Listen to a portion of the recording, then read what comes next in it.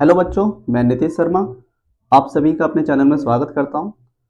आज के इस वीडियो में हम 12th क्लास की मैक्रो इकोनॉमिक्स की सबसे पहली unit national income and related aggregate के बारे में डिस्कस करेंगे। इसके कुछ इंपॉर्टेंट एमसीक्यू को पढ़ेंगे। तो चलो स्टार्ट करते हैं बेटा। देखिए, सबसे पहला क्वेश्चन है इसमें, national income is often estimated as. National income को और किस नाम से जाना जाता है? मतलब इसको अगर लिखना हो तो नेशनल इनकम को क्या लिखा जाएगा? नेशनल इनकम को एनएनपी एट एफसी भी कहते हैं, net national product at factor cost. Right, ठीक है। अगर आपके एग्जामिनेशंस में कभी भी क्वेश्चन डायरेक्टली पूछ लिया जाए कि calculate national income, it means you will find net national product at factor cost. Right, और अगर ये पूछ लिया जाए डायरेक्टली कि फाइंड आउट और calculated as domestic income, it means NDP at FC, net domestic product at factor cost. Right, तो national income means NNP at FC. देखिए क्वेश्चन नंबर सेकंड क्या कह रहे हैं, national income it means NNP at FC is equal to. यहां पे मैं थोड़ा सा कन्वर्जन, एक टेबल बताऊंगा आपको, और उस कन्वर्जन टेबल का यूज करते हुए आप किसी भी चीज को किसी भी चीज में चेंज कर सकते हो। राइट, जैसे कि बेटा एक होता है ग्रॉस, ग्रॉस को जी डिनोट करते हैं। एक होता है बेटा नेट, नेट को एन डिनोट करते हैं।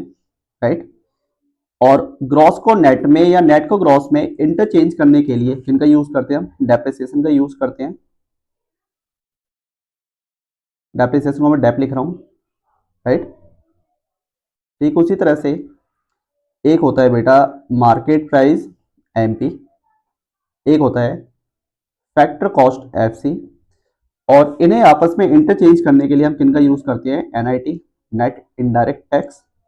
राइट, ठीक उसी तरह से एक होता है एनपी नेशनल प्रोडक्ट, एक होता है डीपी डोमेस्टिक प्रोडक्ट, और इन्हें आपस में इंटरचेंज करने के लिए हम इनका यूज करते हैं एनएफआईए का, NFIA net factor income from abroad. Right, ठीक है। अगर आपके एग्जामिनेशंस में कभी भी नेट से ग्रॉस पे जाना है और ऐसा कुछ पूछा जाता है तो इनके लिए हमेशा प्लस होगा, प्लस डेप्रिसिएशन किया जाएगा। बट ग्रॉस टू अगर नेट पर आना है तो माइनस डेप्रिसिएशन होगा। राइट, अगर factor cost FC to MP पे आना है तो इनके लिए हमेशा प्लस होगा। राइट, और एमपी टू एफसी पे आना है, market price to factor cost पे आना है, तो इनके लिए हमेशा क्या होगा? माइनस होगा। और डीपी टू एनपी पे आना है तो हमेशा प्लस होगा, और एनपी टू डीपी पे आना है तो हमेशा क्या होगा बेटा? माइनस होगा। राइट, ठीक है। अब देखिए मैं इस टेबल का यूज करते हुए क्वेश्चन नंबर सेकंड का आंसर दूंगा कन्वर्ट कन्वर्जन मेथड का यूज करते हुए कि इन्हें कैसे कन्वर्ट किया जाएगा। जैसे कि national income is equal to, national income is N N P at F C, national income is बेटा N N P at F C. Right, और इसमें क्या गिवन है? जैसे कि G N P at F C plus depreciation A, और G N P at F C minus depreciation, N N P at M P minus net indirect tax, both B and C. तो एक एक करके check करना पड़ेगा। तो सबसे पहले क्या है बेटा? G N P at F C, ठीक है। तो ग्रॉस टू एनपी और एनपी तो सेम है, एफसी और एफसी भी सेम है। राइट, और इसमें क्या है कि ग्रॉस से नेट पे आना है, तो ग्रॉस से नेट पे आने के लिए क्या किया जाएगा? देखिए, ग्रॉस से नेट पर आने के लिए माइनस डेप्रिसिएशन यूज होना चाहिए, माइनस डेप्रिसिएशन। राइट, और यहाँ पे प्लस डेप्रिसिएशन है तो ए तो आंसर है नहीं। ठीक है, question number second, sorry B option में क्या है? अब जैसे N N P at F C, ये फाइंड आउट करना है बेटा। यहाँ पे क्या गिवन है, G N P at F C, G N P at F C, right. तो एनपी और एमपी तो सेम है, फैक्टर कॉस्ट भी सेम है। नेट टू ग्रॉस में नहीं आना है बल्कि ग्रॉस टू नेट पे आना है। तो ग्रॉस से नेट पे आने के लिए फिर से देखें, ग्रॉस से नेट पर आने के लिए माइनस करेंगे डेप्थ, माइनस करेंगे क्या बेटा, डेप्थ, ठीक है। तो माइनस डेप्थ मतलब बी का आंसर तो ठीक है, राइट। बी का आंसर क्या है इसका, ठीक है। सी में देख लीजिए, सी में क्या कह रहा है, क्योंकि इसमें बी और सी दोनों लिखा हुआ है तो एक बार चेक कर लेते हैं। सी में बेटा N N P at F C, N N P at F C को फाइंड आउट करना है, N N P at F C को फाइंड आउट करना है, हमें ये चाहिए। और N N P at M P की वैल्यू गिवन है, N N P at M P की वैल्यू गिवन है। देखिए यहाँ पे नेट और नेट सेम है तो इसमें कुछ चेंज नहीं होना चाहिए, एन पी और एन पी सेम है इसमें भी कुछ चेंज नहीं होगा। But M P to F C पे आना है, M P to F C पे आने के लिए market price to factor cost पे आने के लिए माइनस करेंगे net indirect tax, right. Minus करेंगे नेट इनडायरेक्ट टैक्स, ठीक है। तो इसमें माइनस नेट इनडायरेक्ट टैक्स ही है, राइट। तो उसका आंसर सी भी है, तो बी भी है और सी भी है, तो उसका आंसर क्या होना चाहिए, B and C both, it means answer इसका बेटा डी, राइट। देखिए क्वेश्चन नंबर थर्ड क्या कह रहा है, national income includes, national income में क्या चीज इंक्लूड होती है, ट्रांसफर इनकम इंक्लूड नहीं होती। ट्रांसफर इनकम क्यों इंक्लूड नहीं होती बेटा, क्योंकि ट्रांसफर इनकम कौन सी इनकम होती है, which are received by those person और factor without any contribution to the flow of goods and services. मतलब जिस भी पर्सन को इस तरह की इनकम रिसीव होती है उस पर्सन का गुड्स एंड सर्विसेज के प्रोडक्शन में कोई कॉन्ट्रीब्यूशन नहीं होता। ये क्या है, वन साइडेड पेमेंट है, यूनिलेटरल इनकम कहते हैं इसे, बायलेटरल नहीं है बेटा, यूनिलेटरल है, वन साइडेड है, तो इसे इंक्लूड नहीं करते, राइट। फैक्टर इनकम ये होता है, क्योंकि फैक्टर इनकम क्यों होता है, क्योंकि फैक्टर इनकम फैक्टरों को उनकी सर्विसेज के बदले में प्रोवाइड की गई इनकम, तो फैक्टर अपनी सर्विस दे रहे हैं बदले में अपनी इनकम ले रहे हैं, राइट। तो नेशनल इनकम को, नेशनल इनकम में क्या चीज इंक्लूड होती है, factor income, not and transfer income, right. अब देखिए क्वेश्चन नंबर थर्ड क्या है, फोर्थ क्या है, sorry. Value of output is equal to, यहाँ पे मैं आपको थोड़ा सा प्रोडक्ट मेथड के बारे में बताने वाला हूँ कि प्रोडक्ट मेथड में क्या क्या चीज आती है। प्रोडक्ट मेथड का फॉर्मूला क्या है, नेशनल इनकम के एस्टिमेशन के 3 टाइप के मेथड होते हैं, product method, income method and expenditure method. तो प्रोडक्ट मेथड में क्या लेते हैं, सबसे पहले लेते हैं value of output, value of output, right. और वैल्यू ऑफ आउटपुट का फॉर्मूला होता है बेटा सेल्स प्लस चेंज, डेल्टा में change in stock, change in stock का फॉर्मूला होता है closing stock minus opening stock, right. और वैल्यू ऑफ आउटपुट में से अगर इंटरमीडिएट कंजप्शन को माइनस करते हैं तो GVA एट MP आएगा, gross value added at market price, right. GVA at MP it means value added. कैसे निकालते हैं हम, वैल्यू ऑफ आउटपुट में से माइनस किया जाता है किस चीज को बेटा, इंटरमीडिएट कंजप्शन को, इंटरमीडिएट कंजप्शन जिसे हम IC कहते हैं,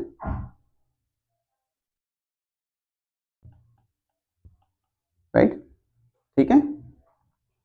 तो value of output is equal to, value of output किसके इक्वल है, देखिए value of output is equal to sales plus change in stock. तो value of output is equal to sales plus change in stock, तो इसका answer क्या जाएगा हमारा ए, right. Question number 5 क्या कह रहे हैं, value added means value of, बेटा वैल्यू एडेड का मतलब क्या होता है, जैसा कि मैं बता चुका हूं। देखिए वैल्यू एडेड क्या होता है, value of output minus intermediate consumption, right. तो value of output, value of output minus intermediate cost, तो उसका आंसर क्या जाएगा हमारा सी, राइट। देखिए क्वेश्चन नंबर 6 क्या कह रहे हैं, which of the following sector comes under the category of tertiary sector. देखिए किसी भी इकोनॉमी के जो प्रोड्यूसिंग यूनिट्स होते हैं, जो प्रोडक्शन करने वाली यूनिट्स होती हैं, उनका क्लासिफिकेशन ब्रॉडली 3 पार्ट्स में कैटेगराइज किए जाते हैं। मतलब sectors of an economy, primary sector, secondary sector and tertiary sector, right. मैं लिख रहा हूं यहां पे,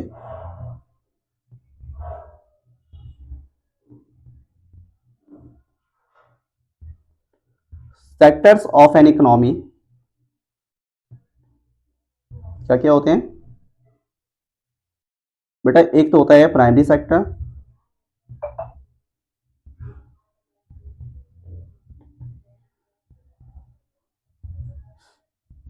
एक होता है बेटा सेकेंडरी सेक्टर, और एक होता है बेटा टर्शरी सेक्टर, राइट। देखिए प्राइमरी सेक्टर में क्या इंक्लूड होते हैं, primary sector include those producing units which exploit the natural resources, जो कि नेचुरल रिसोर्सेज का यूज करके गुड्स एंड सर्विसेज का प्रोडक्शन करते हैं, राइट। जैसे एग्रीकल्चर जो नेचुरल फैक्टर पे डिपेंड है, नेचर पे डिपेंड है, हॉर्टिकल्चर, हॉर्टिकल्चर मीन्स बाग बगीचा, फिशरीज, फॉरेस्ट्री, एनिमल हस्बेंड्री, ये सब किसके पार्ट होते हैं, प्राइमरी सेक्टर के पार्ट होते हैं। इसमें प्राइमरी सेक्टर में इंक्लूड होते हैं सारी चीजें। मैंने क्या बताया,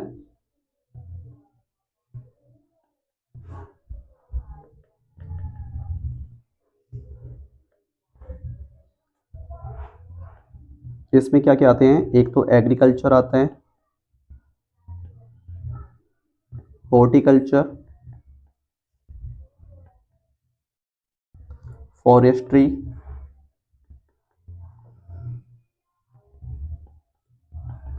एनिमल हस्बेंड्री पशुपालन,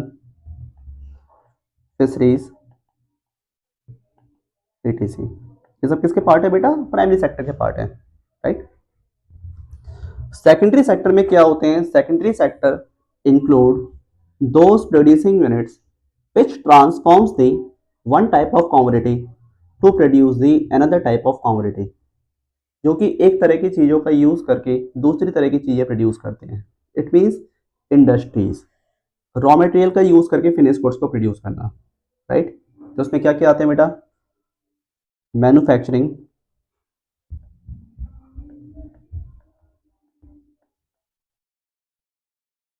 इंडस्ट्रीज,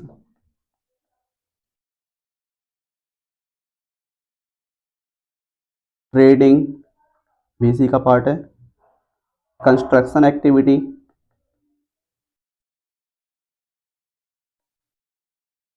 etc, ये सब किस में आते हैं बेटा, सेकेंडरी सेक्टर में।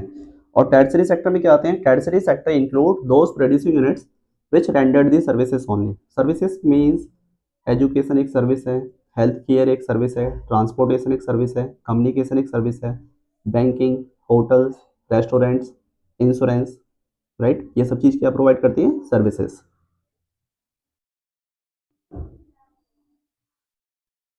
Education, health care, communication, transportation,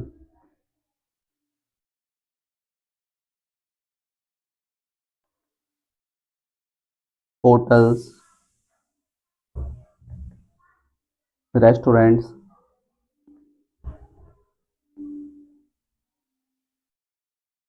etc, right.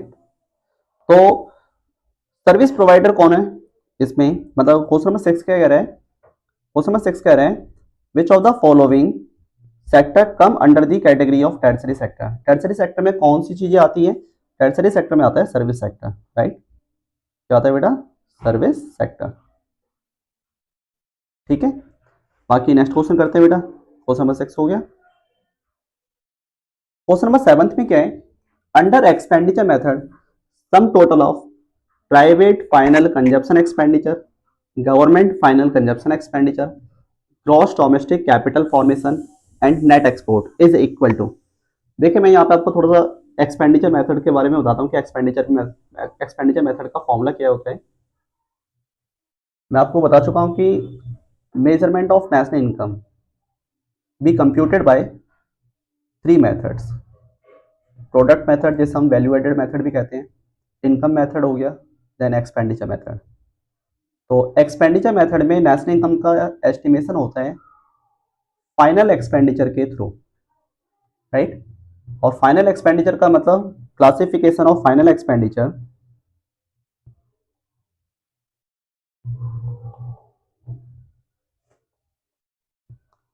Classification of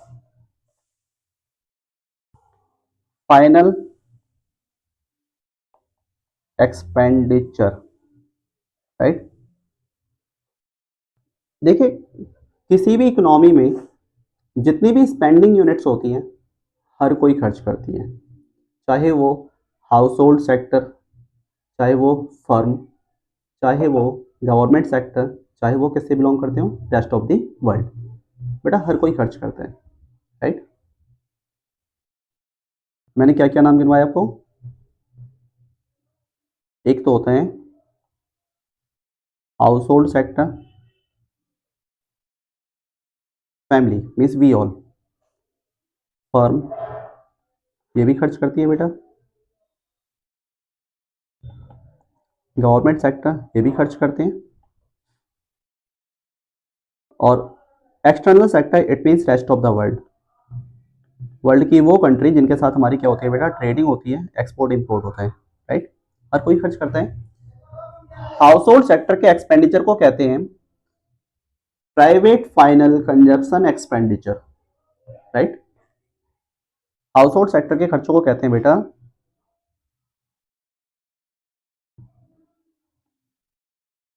private final consumption expenditure. ये किन के खर्चे हैं, हाउस होल्ड के। बेटा house hold sector means consumer sector, consumer final goods and services को कंज्यूम करने पे खर्च करेगा, राइट। बेटा गवर्नमेंट के खर्चों को क्या बोलते हैं, government final consumption expenditure. Government के खर्चों को कहते हैं government final consumption expenditure, right. तो गवर्नमेंट के खर्चों को कहा जाता है गवर्नमेंट फाइनल कंजप्शन एक्सपेंडिचर। बेटा फर्म्स किन चीजों पे खर्च करती हैं, इन्वेस्टमेंट पे, और इन्वेस्टमेंट पे खर्च को हम कहते हैं capital formation, right. Gross domestic capital formation,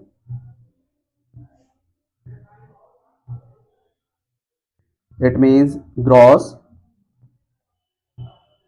domestic capital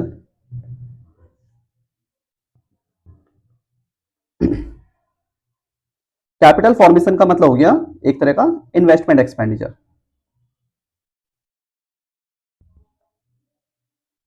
investment expenditure, right. देखिए इन्वेस्टमेंट एक्सपेंडिचर को हम किस में मेजर करते हैं, मतलब इन्वेस्टमेंट जो है ना एक तरह का फ्लो वेरिएबल है, स्टॉक वेरिएबल नहीं है, फ्लो वेरिएबल कहते हैं इसे, जिसे हम पीरियड ऑफ टाइम मेजर करते हैं, ठीक है।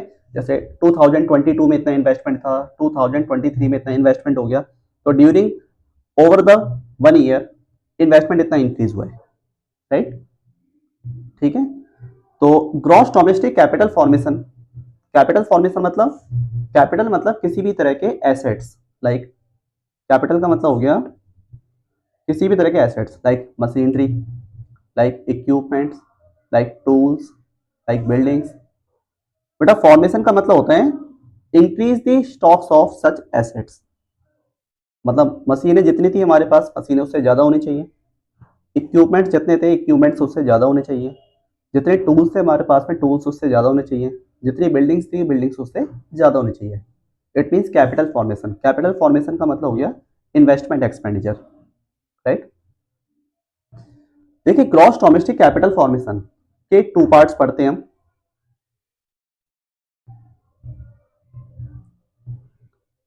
एक तो पढ़ते हैं हम,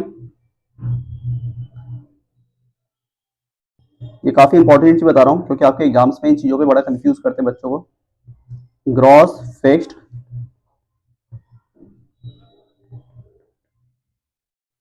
कैपिटल फॉर्मेशन प्लस में सेकंड होता है बेटा चेंज इन स्टॉक। सेकंड होता है बेटा चेंज इन स्टॉक, राइट। ठीक है, देखिए मैंने क्या बताया, ग्रॉस डोमेस्टिक कैपिटल फॉर्मेशन मतलब एक तरह का इन्वेस्टमेंट है जो कौन कर रही है, फर्म कर रही है। ठीक है, तो इन्वेस्टर कोई भी हो सकते हैं, जैसे कि मैं एक एग्जांपल बताता हूँ कि जैसे कि कोई एक हलवाई है, राइट। अब वो इन्वेस्टमेंट कर रहा है तो उसके इन्वेस्टमेंट को कैसे कंप्यूट करेंगे, या तो वो इन्वेस्टमेंट करेगा फिक्स्ड एसेट्स पे। फिक्स्ड एसेट्स का मतलब क्या है कि जैसे उसने दुकान परचेज की, फ्रिज खरीदा, ठीक है, या फिर तो उसने कुछ बर्तन वगैरह खरीदे, ये सारे क्या उसके ड्यूरेबल कैपिटल गुड्स हो गए। ठीक है, ये फिक्स्ड एसेट्स हो गए। तो या तो उसका इन्वेस्टमेंट ये होगा, या तो उसका इन्वेस्टमेंट क्या होगा, स्टॉक। स्टॉक भी उसका एक तरह का इन्वेस्टमेंट होगा। स्टॉक किन चीज़ों का होगा, या तो फिनिश गुड्स का होगा, जैसे कि हलवाई की दुकान पे जाते हैं तो उसकी दुकान पे देखेंगे कई सारे फिनिश गुड्स का स्टॉक पड़ा हुआ होगा। फिनिश गुड्स का मतलब लड्डुएं बनी हुई होंगी, स्वीट्स बने हुए होंगे, समोसे बने हुए होंगे, है ना, तरह तरह की मिठाइयाँ बनी होंगी उसकी दुकान में। ठीक है, तो ये उनका क्या हो जाएगा, फिनिश गुड्स का स्टॉक। या तो सेमी फिनिश गुड्स का स्टॉक। सेमी फिनिश गुड्स का स्टॉक का मतलब क्या है कि आप हलवाई की दुकान पे ये देखोगे कि 4 5 8 10 कारीगर उसके दुकान पे लगे हुए होंगे।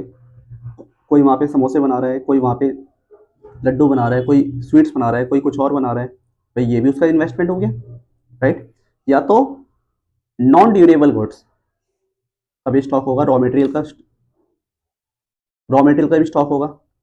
ठीक है, रॉ मटेरियल का स्टॉक क्या होगा कि हो सकता है कि उसकी जो दुकान है उसके पीछे उसका कोई गोदाम हो। गोदाम में क्या होगा, काफ़ी सारे रॉ मटेरियल पड़े होंगे, जैसे कि मैदा होगा, शुगर रखा होगा, आलू रखे होंगे, या स्वीट्स के और कोई सामान रखा होगा। ठीक है, समझ में आ गया। तो ये भी स्टॉक जो है स्टॉक का पार्ट है। तो टोटल इन्वेस्टमेंट कैसे निकालेंगे, जो उसने इन्वेस्टमेंट किया बिल्डिंग्स पे, दुकान पे, फ्रिज पे, बर्तन पे, या फिनिश गुड्स पे इन्वेस्ट किया, या तो सेमी फिनिश गुड्स पे इन्वेस्ट किया, या तो रॉ मटेरियल पे इन्वेस्ट किया। समझ गए ना, सबको टोटल करेंगे तो उसका टोटल इन्वेस्टमेंट आएगा, राइट। नेक्स्ट क्या होता है बेटा, रेस्ट ऑफ द वर्ल्ड का इन्वेस्टमेंट। तो रेस्ट ऑफ द वर्ल्ड के इन्वेस्टमेंट को कहते हैं, एक्सपेंडिचर को कहते हैं हम नेट एक्सपोर्ट। और नेट एक्सपोर्ट को कैसे कंप्यूट करते हैं, export minus import, right. Net export को निकालते हैं हम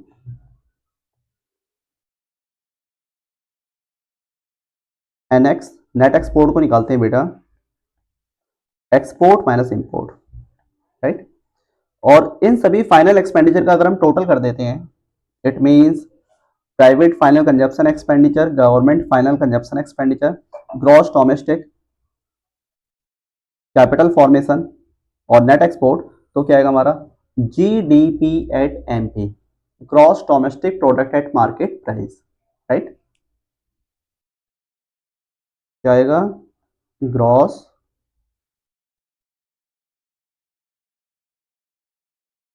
domestic product at market price, right. मतलब G D P at M P, market, नीचे लिखता हूं एट मार्केट प्राइस।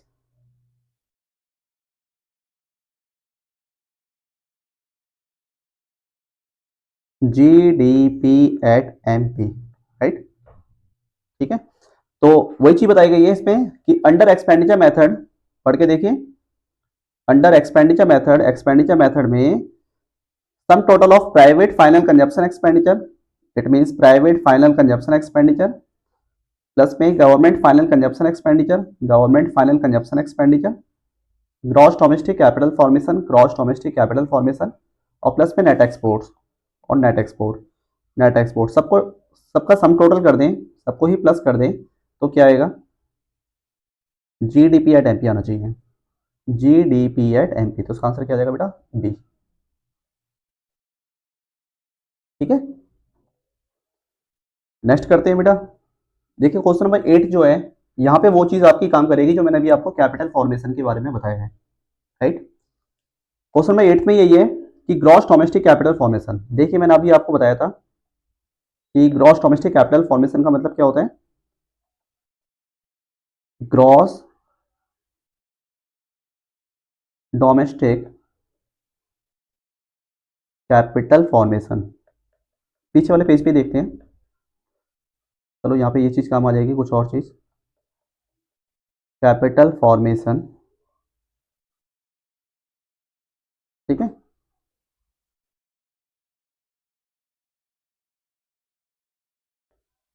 फॉर्मेशन मैं आपको पीछे बता चुका हूं कि ग्रॉस डोमेस्टिक कैपिटल फॉर्मेशन के दो पार्ट होते हैं, एक होता है gross fixed capital formation plus change in stock. तो ए पार्ट में दिया है gross fixed capital formation plus closing stock, change stock नहीं है, क्लोजिंग स्टॉक है ये, तो ये तो पार्ट नहीं है बेटा, छोड़ दो इसे। Gross fixed capital formation plus opening stock, तो ओपनिंग स्टॉक भी इसका पार्ट नहीं है, चेंज इन स्टॉक होना चाहिए, तो बी भी नहीं है, इसे भी छोड़ देते हैं। Net fixed capital formation plus consumption of fix capital plus change in stock. देखिए इसको हम एक बार ट्राई कर सकते हैं, right. Net fixed capital formation, जैसे आपको पता होना चाहिए कि नेट फिक्स्ड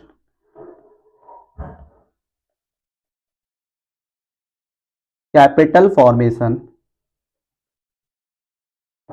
राइट। और नेट फिक्स्ड कैपिटल फॉर्मेशन में अगर हम क्या प्लस करते हैं, consumption of fix capital, consumption of fix capital, right, मतलब डेप्रिसिएशन, तो नेट वाली वैल्यू हमारी किस में आ जाएगी, ग्रॉस में आ जाएगी, तो ये क्या बन जाएगा हमारा, gross fixed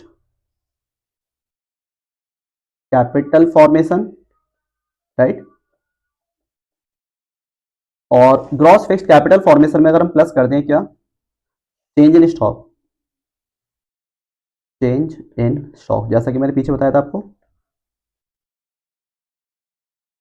gross fixed capital formation में अगर हम प्लस कर दें चेंज इन स्टॉक को, तो क्या आ जाएगा, gross domestic capital formation, right. तो ग्रॉस फिक्स्ड कैपिटल फॉर्मेशन में अगर हम क्या प्लस कर दें चेंज इन स्टॉक को, तो क्या आ जाएगा, ग्रॉस डोमेस्टिक कैपिटल फॉर्मेशन। तो gross fixed capital formation change in stock को प्लस करें तो क्या आ जाएगा, ग्रॉस डोमेस्टिक कैपिटल फॉर्मेशन, तो आंसर सी बिल्कुल ठीक है। और डी में फिक्स के साथ चेंज इन स्टॉक की बननी है, तो डी तो आंसर है नहीं, राइट।